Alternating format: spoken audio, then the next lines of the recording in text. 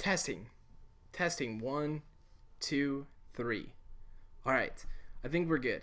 So what we're going to be doing tonight is basically with a while loop, explaining it, going through the details, and then how does it apply to real life? Well, maybe not so much real life, but, programming. So, in the previous tutorials, we did like a kind of a for loop, which you saw kind of the basics of how do we execute code over and over and over. Well, this is going to be how do we execute code as long as it's proven to be true.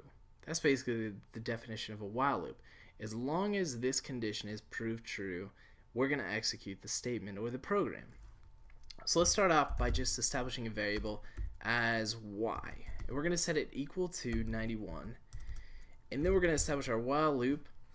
And if we double click that, we'll see that there's a condition with the statement to follow. So as long as the condition proves true, the statement below is going to execute.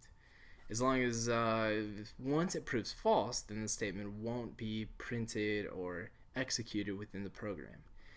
So in this case, we're just going to set our statement equal to, we're just going to go y is less than or equal to 100. And then as far as our statement goes, we're going to print out, similar to what we've done in the past tutorials for the for loop, a simple string.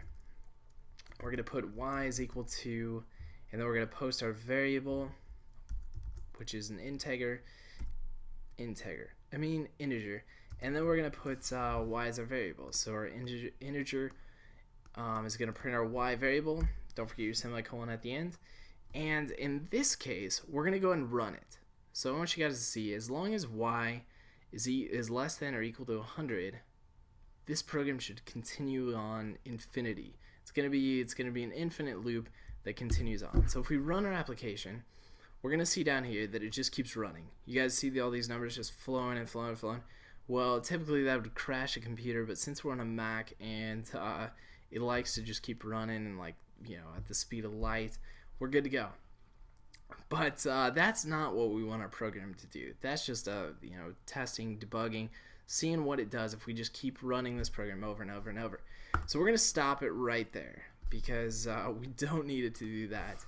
And what we're going to do is actually insert a simple, whoops, not an equals, plus y.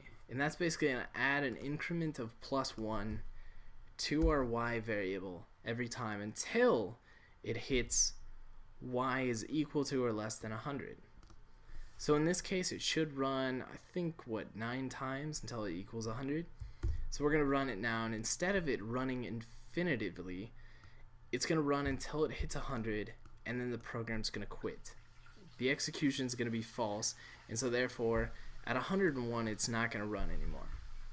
So that's kind of the basics of the while loop. As long as your condition is proved to be true, your statement will keep executing until proven false. So there's other things you can do. You can put y equals to y plus 5, and then maybe we set our variable to y is equal to 50. So if we run our application, we'll get 50, 55, 60, 65. So it's very similar to the for loop, but it has a different dynamic that you can use in programming. So hopefully that's kind of the basics of the while. Test it out, put it in Xcode 4, see how it works, see how it doesn't, and you guys will be ready for some of the more advanced Objective-C tutorials. We'll see you guys later.